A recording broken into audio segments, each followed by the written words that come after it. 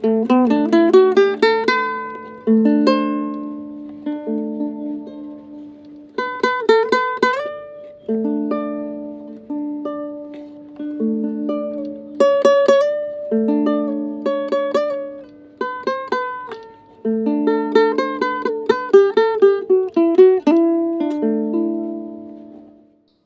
ব্যস্ত নগর জীবনে যেখানে প্রতিদিনই মানুষ ছুটছে নিজেদের প্রয়োজনের তাগিদে, সেখানেই এক দম্পতি নীরবে লিখে চলেছে মনুষ্যত্বের এক অনন্য গল্প। ৬ বছর ধরে রাস্তার বেয়ারিশ কুকুরদের খাবার ও চিকিৎসার দায়িত্ব কাঁধে তুলে নিয়েছেন তারা। প্রতিদিন রাতে মহল্লার শুনশান নীরবতায় খাবার নিয়ে হাজির হন তারা। নিজেদের সামর্থ্য অনুযায়ী অন্তত ২০ থেকে ২৫টি কুকুরকে নিয়ম করে খাওয়ানো হয় চাল ও মুরগির হাড় চামড়া দিয়ে রান্না করা বিশেষ এক ধরনের খাবার। শুধু খাবার নয়, অসুস্থ কুকুরদের চিকিৎসার ব্যবস্থাও করেন এই দম্পতি। এনে নিচে কিছু কুকুর আছে, তখন তাদেরকে বিস্কুট খাওয়ানো শুরু করলাম করোনার আগের থেকে। তখন ওই সময় দেখতাম যে না, খাবারে তখন কি হতো, এখন তো অনেক বাসার থেকে খাবারটা নিয়ে যায়, মানে ময়লা আলাদা। আগে তো দেখলো যে জায়গায় ময়লা ফেলতো, কুকুরগুলো খাবার ফেলতো, এখন সেই খাবারগুলো তারা পায় না। মূলত এলাকায় কেউ মুরগি যদি বিক্রি করতে আসে, ওই মুরগির যে চামড়া, ঠ্যাং, মাথা, এগুলো ওরা এই দিন একটু খাবার পায়, তাতে ওদের আসলে হয়ই না। বেশিরভাগ কুকুর দেখা গেলো তখন কাবু থাকতো। তখন আমরা ওই বিস্কুট একসময় শুরু করলাম। তো বিস্কুট আমি দিতাম, আমার আরও কয়েকজন দিত, এইভাবে তারা বিস্কুট খাওয়া শুরু করলো। তো আমি এক পর্যায়ে দেখা গেলো যে আমি বললাম যে দেখি করে ভাত রান্না করে খাওয়ানো যায় কি না।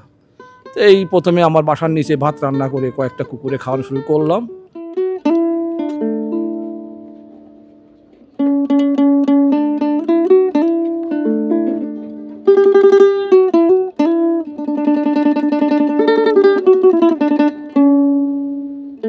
পেশায় বেসরকারি চাকুরিজীবী বিকাশ বিশ্বাস। সীমিত আয়ের মধ্যেই চালিয়ে যাচ্ছেন মানবিক এই উদ্যোগ। কোনো প্রতিষ্ঠান বা সংস্থার সহায়তা ছাড়াই পুরো কার্যক্রম চলছে তাদের নিজস্ব অর্থায়ন ও তত্ত্বাবধানে। ধরেন ৩ বস্তা চাল কিনি, আমার ১.৫ মাস যায়, এইসব করছে এইভাবে। ৩ বস্তা ১.৫ মাস, মানে ১৫০ কেজি ১.৫ মাস যায়। তাই হিসাব করে দেখছি ১৫০ কেজি মানে আপনার তাহলে আমার মানে ৩ কেজি অ্যাভারেজ চলে যায়। হ্যাঁ, 3 কেজি অনেক সময় দেখা গেলো যে ওই কম বেশি হয়, ১ সপ্তাহ কম বেশি হয়। যেমন এই মাঝখানে কুকুর কিছুদিন কম খাইছে ফুলুর শীতের কারণে, তো ওই মাছটা দেখা গেলো যে ১ সপ্তাহ বেশি কম বেশি হয়েছে। তো এইসব করে ৩ থেকে ৩.৫ কেজি, কোনো মাসে 4 দিন 5 দিন। এই যে আজকে ধরুন 4 কেজির উপরে রান্না হয়ে গেছে।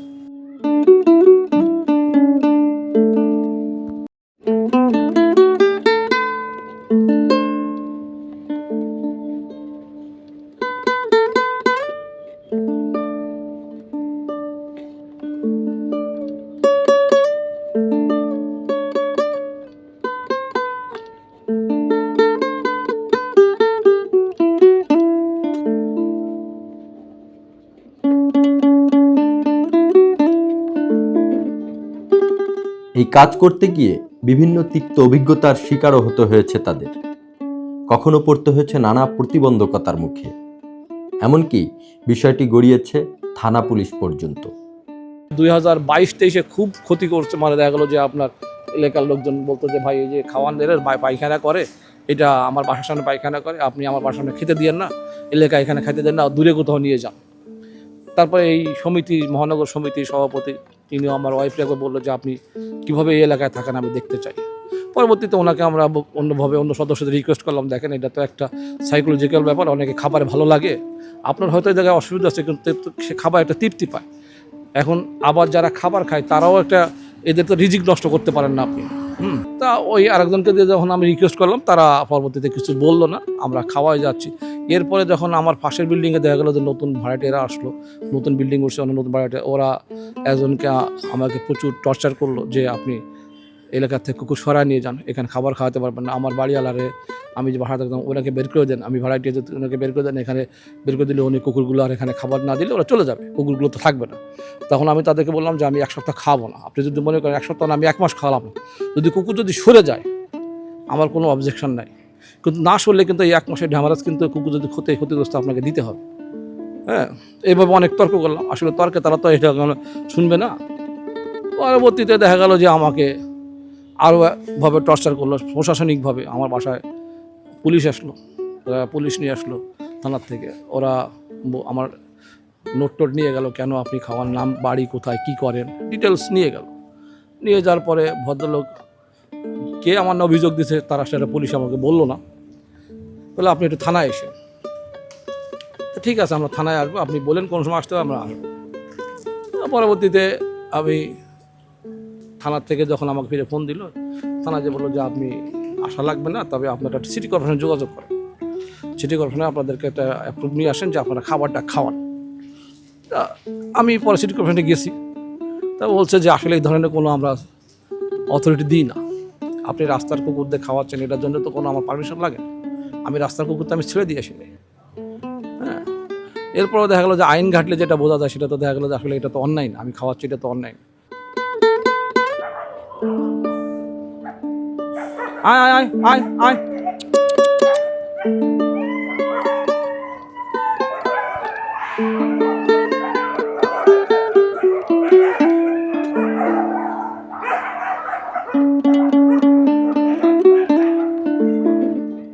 দায়িত্ববোধ এতটাই গভীর যে ছুটির দিনগুলোতেও কোথাও যেতে পারেন না তারা। অবলায় প্রাণীদের ফেলে যাওয়া তাদের কাছে সম্ভব হয়ে ওঠে না, কারণ কুকুরগুলো যে তাদের পরিবারেরই একটি অংশ। এই যে ঈদের ছুটি গেল, লাস্ট যেরকম এই যে আপনার ঈদের ছুটি শেষ হয়েছে আজকে, যেরকম আমার ওয়াইফ গেছে, আমি থেকে গেছে, যদি আমি কোথাও যাই ও খাবার খাওয়ায়, এবং আমার সেভাবে খাবারটা কিনে দিলাম। ও তার খাবার চাল কিনতে যেতে পারে না, আমি চালটা কিনতে বাড্ডাতে কিনে নিয়ে এসতে, আমার আড়ত থেকে কিনে নিয়ে আসি, কারণ এটা চালের দাম তো অনেক এই লোকাল কিনতে গেলে, আমি যেন আড়ত থেকে নিয়ে আসি। মানে এইগুলো আমি ওকে জোগাড় করে দিই, মূলত সে রান্না করে এবং সে মেনটেন করে, আমি জাস্ট ওদের উপর হেল্প করি, আমার ফেলটা হচ্ছে কালেকশন।